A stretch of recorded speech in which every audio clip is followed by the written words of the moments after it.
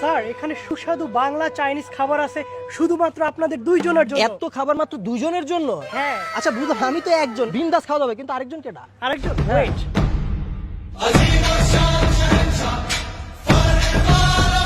খতম। ভাই আপনার কি আমার শরীরটা দেখে একটু দয়া মায়া হইলো না? খুব কষ্ট যে বলো। ঘটনা হয়েছে, আমরা গিয়েছিলাম বেশ কিছু ফুড ব্লগারদের সাথে 300 ফিটের ক্যাফে ডি রাশে। আস্তা খাসির কাবাব সাথে আস্তা খাসির লাহাম মান্ডি খাইতে। ফাইনালি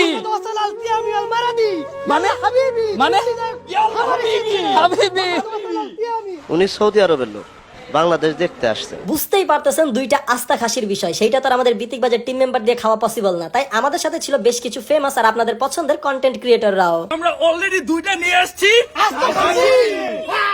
দুইটা আস্ত খাসি অর্ডার ছিল আমাদের কন্টেন্ট ক্রিয়েটরদের জন্য এবং আলাদাভাবে আরেকটা আস্ত খাসি বরাদ্দ ছিল রেস্টুরেন্টের মালিকের পক্ষ থেকে স্পেশাল গেস্টদের জন্য।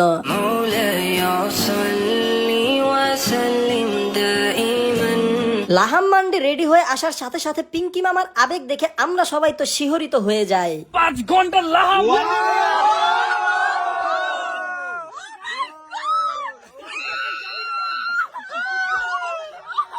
আমার আবেগে কাজ করছে, বিবেক কাজ করে নাই। আচ্ছা আচ্ছা আচ্ছা, আপনাদেরকে একদম শুরু থেকেই বলি। মূলত আমরা গিয়েছিলাম 300 ফিটের জয় বাংলা চত্বরের ঠিক পাশেই অবস্থিত ভোগ ক্যাফে ডি রাশ রেস্টুরেন্টে। আমি আর তোমার সাথে পারতেছি না। এমন রিলেশনের বাইরে আব্বা।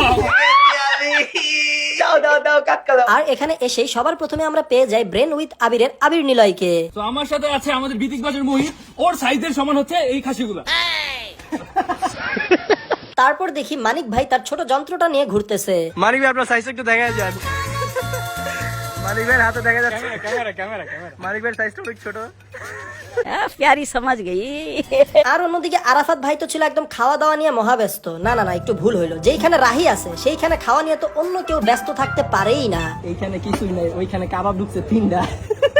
খাবার দিচ্ছে 3টা।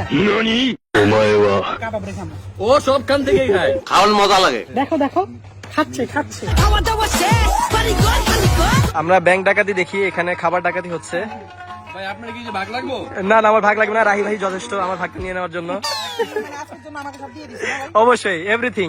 দেখলেই মনে হয় তুমি সব দিয়া দাও মঞ্চে। তোমার কথাটা শুনে মনে বড় শান্তি পেলাম। ওই যে খেয়ে এদিকে এক বান্দা চিল করছে, এদিকে আরেক বান্দা খাওয়া শেষ করে চিল করতেছে, ওইদিকে আরেক বান্দা খাচ্ছে।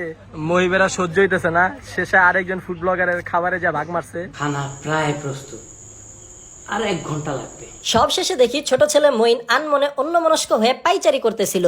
মহিব তুমি বলো, তোমার বয়সটা বলে যাও।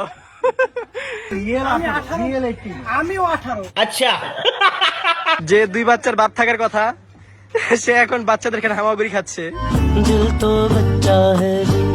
এই ভোগ ক্যাফে ডি রাশে 100+ মানুষের সিটিং ক্যাপাসিটি রয়েছে। জায়গাটা মোটামুটি অনেকটাই বড় ছিল, অনেকগুলো বসার স্পেস ছিল, ইনডোর আউটডোর এবং 2 তলা নিচতলা সবগুলো প্লেসই আপনারা পেয়ে যাবেন বসে সুন্দরভাবে একটা কোয়ালিটি টাইম স্পেন্ড করার জন্য কিংবা আপনাদের খাবারগুলো পরিপূর্ণভাবে উপভোগ করার জন্য। জায়গাটার ডেকোরেশনটা আমার কাছে খুবই ভালো লাগছে। 2 তলা ঘর ছিল 2টা, আপনারা চাইলে নিচতলায় বসতে পারেন কিংবা কাঠের পাল্লাবে উপরে উঠে 2 তলায় সুন্দরভাবে বসে একটা দারুণ পরিবেশ পাবেন। দাঁত ভাঙ্গা শের। শের ফ্যাপসা।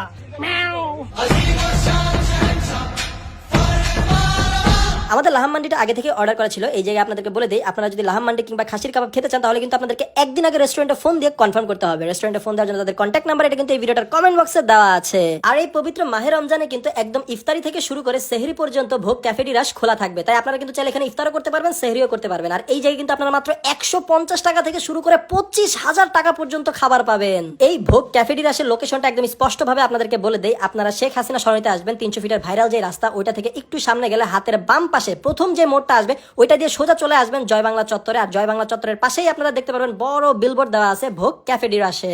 অনেক তো কথা হলো, চলেন এবার এক নজরে দেখা যাক এই লাহাম মান্ডিটা কিভাবে তৈরি করা হয়। প্রথমে তো খাসি আনতে হবে, তোর চেয়ে বড় সাইজ।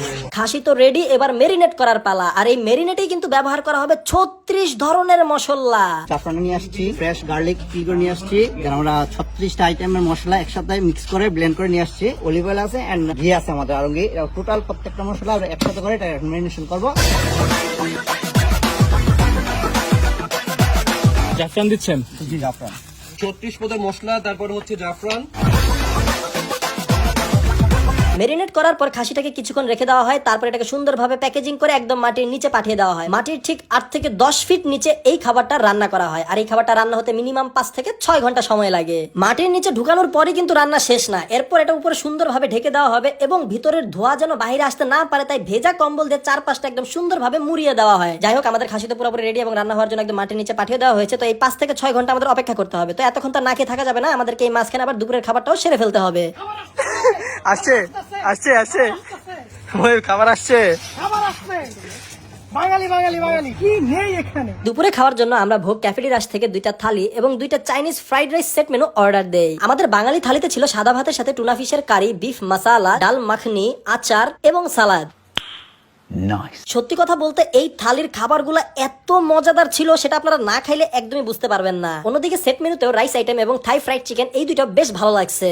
মজা না? মাটির নিচে লাহাম মান্ডি হচ্ছে আর মাটির উপরে খুব সুন্দরভাবে খাসির কাবাবটা তৈরি করা হচ্ছে। আমাদের আড্ডা দিতে দিতে সন্ধ্যা হয়ে যায় এবং তার ঠিক ঘন্টাখানেক পরে আমাদেরকে বলা হয় লাহাম মান্ডি রান্না শেষ হয়ে গিয়েছে, এখন মাটির নিচ থেকে উপরে তোলা হবে। তাই তো সবাই একদম দৌড় দিয়ে চলে আসে সেই মাটির গর্তের চুলার কাছে দেখার জন্য লাহাম মান্ডিটা কিভাবে উপরে তোলা হয়। বাই দ্য ওয়ে, আপনাদেরকে জানিয়ে দেই এই লাহাম মান্ডির যে রাইস সেটা কিন্তু রান্না করা হয় এই খাসিটার পেটের ভিতর। আমাদের প্রথম লাহাম মান্ডিটা রেডি হয়ে যায়, আর সাথে সাথে আমি আর আবির নিলয় চলে যাই সেই লাহাম মান্ডিটা আমাদের স্পেশাল গেস্টদেরকে সার্ভ করতে। সত্যি কথা বলতে তাদেরকে খাবার সার্ভ করতে পেরে আমার নিজের কাছে খুব ভালো লাগতেছিল।